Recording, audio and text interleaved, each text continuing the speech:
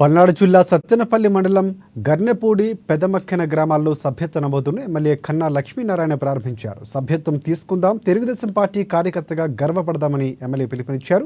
కార్యకర్తలు వారి కుటుంబ సభ్యుల సంక్షేమం చూసే ఏకైక రాజకీయ పార్టీ తెలుగుదేశం పార్టీ అని తెలిపారు. 100 రూపాయలతో సభ్యత్వం తీసుకుంటే 5 లక్షల రూపాయలు ప్రమాద బీమా, విద్యా, వైద్య, ఉపాధి సహాయం అందిస్తున్న ఏకైక పార్టీ తెలుగుదేశం పార్టీ అని కన్నా స్పష్టం చేశారు.